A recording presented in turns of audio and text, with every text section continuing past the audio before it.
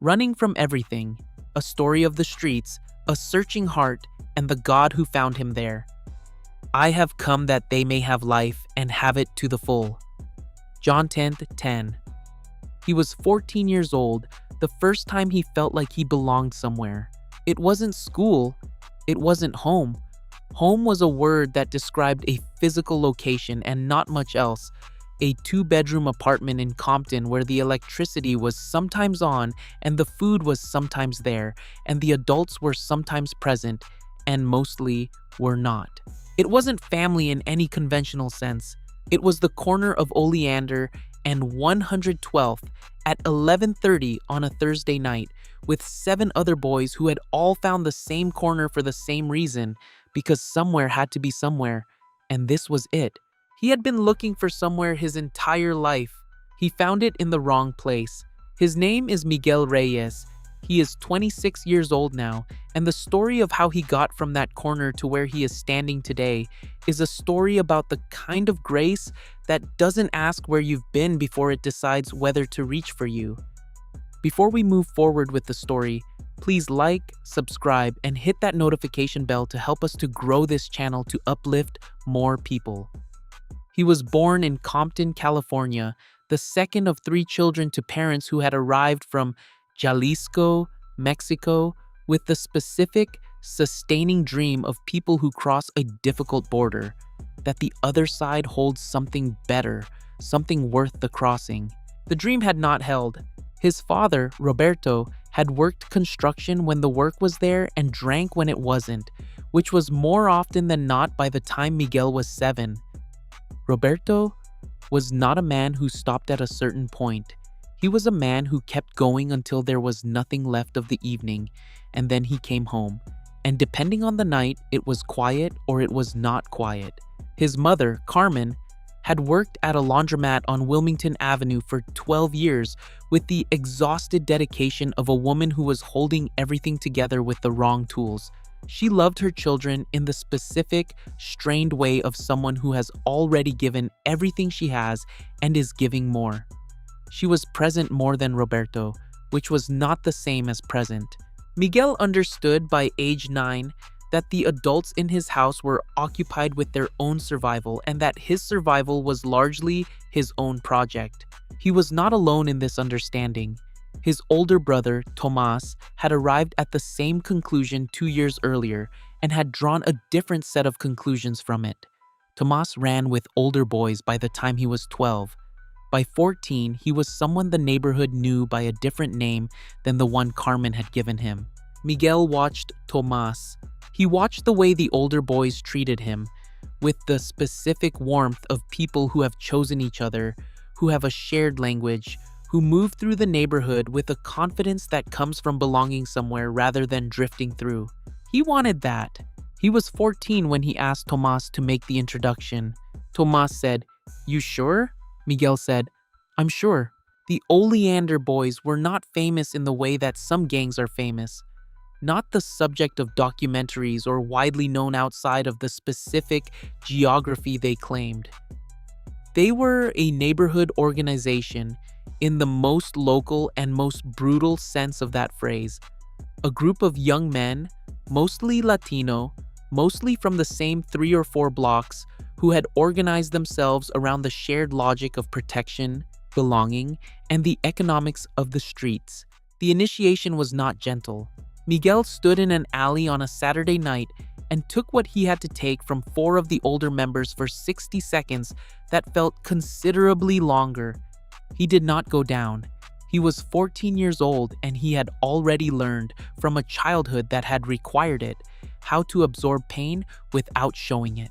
When it was over, the oldest member, a man they called Lobo, who was 23 and who would be in a federal facility 3 years later, put his arm around Miguel's shoulders and said, "You're family now." Miguel had never been told he was family by anyone who felt like they meant it. He believed it. He believed it completely. And that belief, the genuine, deep, 14-year-old belief that he had found the thing he had been looking for, was what made everything that followed possible. Not the money, though there was money. Not the respect, though there was respect on those specific blocks. Not the belonging, though there was belonging. The belief that this was his family, that was the hook. The life was not what the outside imagines it to be from a distance.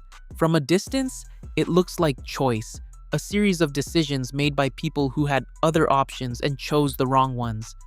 From inside it, it looks different. It looks like the only available logic when the available options are the ones your specific geography and your specific circumstances have laid out. This is not an excuse. Miguel would be the first person to tell you it is not an excuse. It is an explanation, and there is a difference. The life was dangerous. The life involved things Miguel will not describe in detail because the detail belongs to the people it happened to and to the God he has asked to cover what he did with his hands in those years. He was 16 the first time he was detained, released. He was 17 the second time, and the third. By 19, he had a record that was beginning to take on a specific shape. The shape of a life moving toward a destination he knew the name of, but had decided not to look at directly. He had seen what happened to the ones who got too far down the road. He had gone to enough services in the neighborhood, the community center ones, the ones held when someone from the block didn't come home, to understand the arithmetic of where the road went. He kept going anyway, because the leaving was more frightening than the staying. The Oleander boys did not have a retirement process. The men who tried to walk away had consequences. Miguel had seen 2 of them. He knew what the consequences looked like. He had told himself he would figure out the exit when the exit became necessary. What he had not calculated was that the exit might not be available when the exit became necessary. The running was the part that was hardest to explain to people who had not lived it. Not just running from the law, though there was that, the specific, adrenaline-soaked arithmetic of knowing the patrol routes and the timing and the specific way that certain streets turned dangerous at certain hours. That running was practical and could be managed. The other running was harder to manage. Running from rival crews who moved in overlapping geography with overlapping grievances and the specific, escalating logic of a conflict that had no beginning anyone currently alive could accurately describe, and no end that anyone was actively seeking. Running from sleep sometimes, because sleep was when the things he kept filed without labels came out of their files. Because the arithmetic of what his hands had done caught up with him in the quiet in ways it couldn't in the noise. Running from the version of himself he caught in mirrors occasionally. Not the version the block knew, the one who moved with the specific confidence of someone who belonged somewhere. The other version, the one who looked back at him at 3 in the morning in a gas station bathroom and did not look like someone who was winning. He was 22 when he started to understand that he was tired. Not tired in the ordinary sense, tired in the foundational sense, tired of the running, tired of the arithmetic, tired of the fear that went in both directions, tired of the family he had chosen being the same family that held him in place. He did not know what to do with the tiredness. He just knew it was there. The night was a Friday in October. Miguel will not describe the specifics of what led to it, because the specifics involve other people and other consequences that are not his to share. What he will say is that he and 4 others were detained in the early hours of Saturday morning, placed in the back of patrol vehicles, processed, and held. He had been detained before. He knew the mechanics of it. He knew how to move through the process with the practiced composure of someone who had done it and come out the other side. This time was different. This time the room they put him in was small and fluorescent and quiet, and there was nowhere to go and nothing to do, and the running that had been the primary mode of his existence for 8 years simply stopped because there was nowhere to run to. He sat in the chair in the room. He thought about Tomas, who was 3 years into a 10-year sentence in Corcoran State Prison. He thought about Lobo, who had told him at 14 that he was family now, and who had not been on the street in 4 years for reasons that had nothing to do with retirement. He thought about the men whose services he had attended, the ones from the block who had not come home. He thought about the arithmetic. He was 22 years old. He thought, where does this road go? He knew the answer. He had known the answer for a long time. He just had never let himself look at it directly. He looked at it now. He looked at it for a long time in the fluorescent light of the holding room and felt, for the first time since he was 14 years old, the specific and total absence of whatever had been filling the space since the alley on a Saturday night when Lobo had put his arm around his shoulders. The thing that had felt like belonging. He understood, in the holding room, that it had never been belonging. It had been the shape of belonging, worn as a coat by something else. Real belonging, the kind that didn't require you to run, that didn't hold you in place through the threat of consequences, that didn't ask you to do things with your hands that you couldn't look at in mirrors. He didn't know if he had ever had that. He put his face in his hands. He said nothing out loud, but something in him, in the deep, quiet, never examined interior of a 22-year-old man who had been running since he was 14, said something that he had never said before. There has to be something else. He was released the following afternoon. The charges did not hold. Not because he was innocent of the years preceding them, but because that specific night's specifics did not produce what was required to hold him. He walked out into a Saturday afternoon in Compton and stood on the sidewalk outside the facility and felt the specific, disorienting experience of open air after a night in a fluorescent room.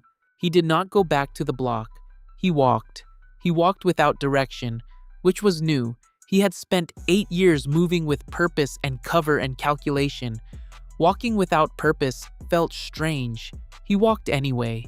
He walked past a park, past a laundromat that looked like the one on Wilmington where his mother had worked, past a grocery store, past a building he had walked past 100 times without looking at directly. A church. Simple, single story, a sign out front that said, Lighthouse, Seventh-day Adventist Church, Saturday worship, 11 o'clock a.m., all are welcome. The door was open. Music was coming through the door. Not the kind of music he expected from a church, which was based on approximately no direct experience with churches. Something genuine, something that sounded like people who meant what they were singing. He stood on the sidewalk. He was 22 years old, in the clothes he had been detained in, unshaven, with a night in a fluorescent room behind him, and 8 years of everything else behind that. He went in. The pastor's name was Miguel Reyes. This was the first thing Miguel noticed, the last name, his last name, the same last name, though they were not related, which he would establish later. He noticed it because it felt, in the specific, raw state of a man who had been in a fluorescent room all night and had walked for an hour and was standing in the back of a church that he had walked into without a plan, like something that was supposed to catch his attention.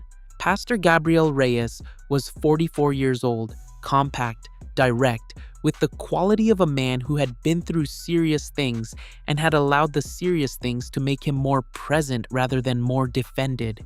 He preached without notes. He preached the way people talk about things they have personally experienced rather than professionally studied. He was preaching from John 10. He read verse 10, "I have come that they may have life and have it to the full." He said, I want to talk about what this verse is not saying. It is not saying, I have come that they may have a comfortable life. It is not saying, I have come that they may have a safe life or an easy life or a life without cost. It says full, the full life. He paused. And I want to ask, what is the opposite of full? Empty. The opposite of the full life is the empty life. The life that looks like it has things in it, activity, people, purpose, and that is nonetheless running on empty. The life that is going somewhere and not arriving. The life that has a family and is still alone. He looked at the room.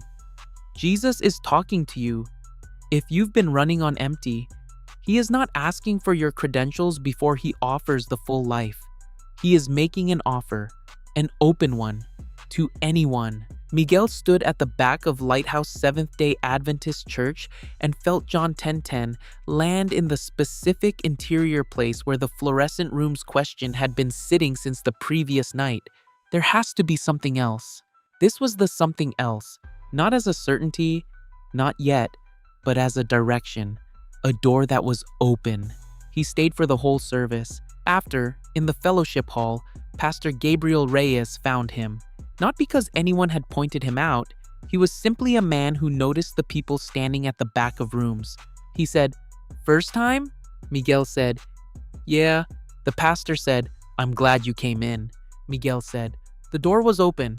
Pastor Reyes said, "It always is." They talked for an hour. Miguel did not tell the pastor everything, not the specifics, not the years, but he told him enough. He told him about the block and the family he had found there and the night in the fluorescent room. He told him about the tiredness. Pastor Reyes listened without the expression that Miguel had been expecting, the expression of a man calculating his response to information, recalibrating his assessment. He just listened. When Miguel finished, the pastor said, "Can I ask you something?" Miguel said, "Yeah." He said, "The family you found on the block, did it ever actually ask how you were?" Miguel was quiet. He said, "No." "Did it ever care about where you were going? Not where the block was going, but you specifically, what happened to you?" Quiet again. "No." Pastor Reyes said, "That's not family. That's recruitment wearing family's clothes." He looked at him. "Real family asks how you are. Real family cares about where you're going. Real family doesn't hold you with the threat of consequences for leaving." He paused. "What Jesus is offering is the first one. The actual thing, not the coat." Miguel thought about Lobo's arm around his shoulders in the alley. "Your family now." He thought about what the pastor had just said. "The coat." He said, "I don't know how to leave." Pastor Reyes said, "I know, that's a real problem and it needs a real solution, and we're going to work on it together. But first, do you want the actual thing?" Miguel looked at him. He said, "Yeah." He said it the way you say something when you mean it in the foundational sense, when it comes from the place underneath all the running. "Yeah, I want the actual thing." The leaving was not a single event. Pastor Gabriel Reyes had connections, not in the way that people sometimes imagine a pastor's connections, but in the specific, practical way of a man who had been in this community for 15 years and who had helped other men navigate the same geography. He knew a program. He knew a relocation option. He knew how to move someone from where they were to somewhere they were less visible while the dust settled.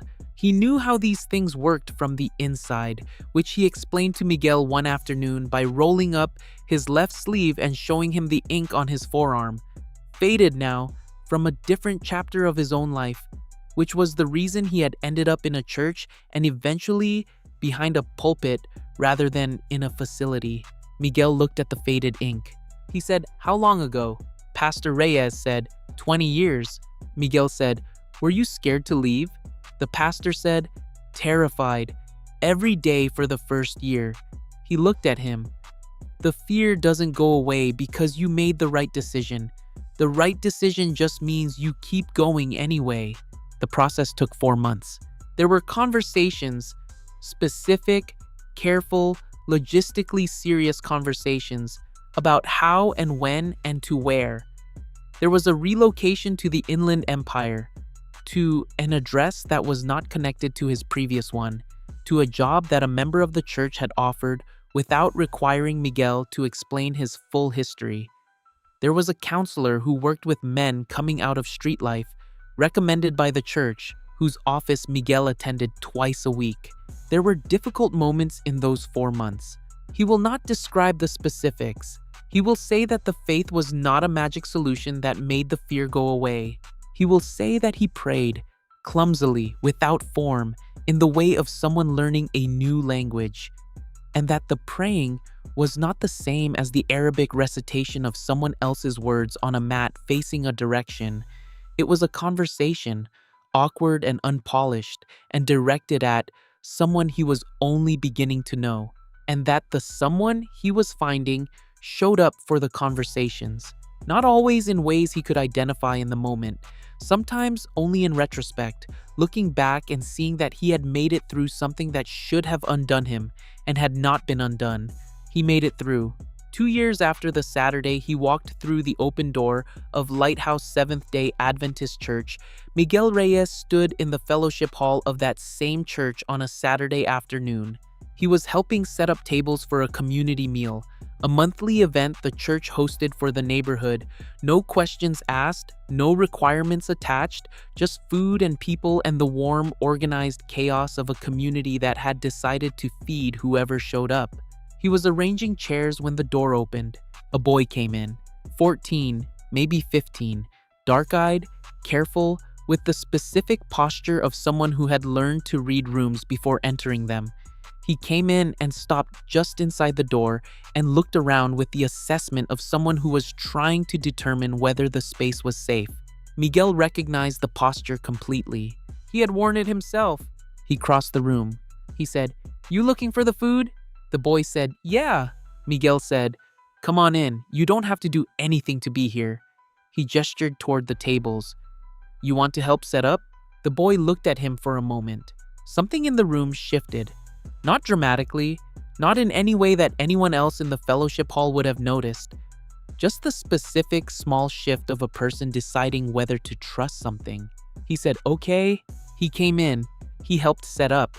At the end of the meal, Pastor Gabriel Reyes found Miguel in the kitchen. He said, "That boy, he came in alone." Miguel said, "I know." Pastor Reyes said, "You knew what to say to him." Miguel said, "I knew what he needed to hear, because someone said it to me." He paused. The door was open. Pastor Reyes looked at him. Miguel said, "I think he lives on Oleander." The pastor was quiet for a moment. Then he said, "What do you want to do about that?" Miguel looked at the boy across the fellowship hall, who was eating with the focused attention of someone who was very hungry and was trying not to show it. He said, "I want to make sure the door stays open for him, for whoever comes through it." He thought about John 10:10. "I have come that they may have life and have it to the full." The full life, not the coat, the actual thing. He said, "That's what I want to give him. What you gave me." Pastor Reyes put a hand on his shoulder. He said, "Then that's what we'll do." John 10:10 is a verse about fullness. Jesus makes a distinction in it that is easy to miss. He says that the thief comes to steal, to destroy, to take, and he comes that they may have life to the full. The contrast is between the taking and the giving, between what depletes and what replenishes, between the thing that wears belonging as a coat and the thing that actually is belonging. Miguel Reyes found what he thought was family at 14 and discovered at 22 in a fluorescent room that it was a coat, that the thing wearing the coat had been taking from him for 8 years, his safety, his freedom, the arithmetic of his future, while offering him the feeling of the thing he needed. This is the specific and serious danger of counterfeit belonging. It finds real need and offers a real feeling answer to it. The need is legitimate. The answer is false. And by the time the difference is visible, the architecture of leaving is complicated by consequences and fear and the accumulated debt of years. The full life that Jesus describes is available from the other direction. It does not require you to arrive at it in a particular condition. It does not require a clean history. It does not require that you have already solved the problems that are making the counterfeit attractive. It requires only the question that Miguel asked in the fluorescent room at 2 in the morning. There has to be something else. And the answer to that question, available in a church with an open door on a Saturday afternoon, or in a conversation with a pastor who rolled up his sleeve and showed you faded ink, or in a fellowship hall where a boy who looked like you looked 12 years ago came through a door. The answer is yes. There is something else, and it is the actual thing, not the coat. I have come that they may have life and have it to the full. John 10:10. If you enjoyed this story, please like, subscribe, and hit that notification bell to be notified about more inspirational stories on redemption and hope.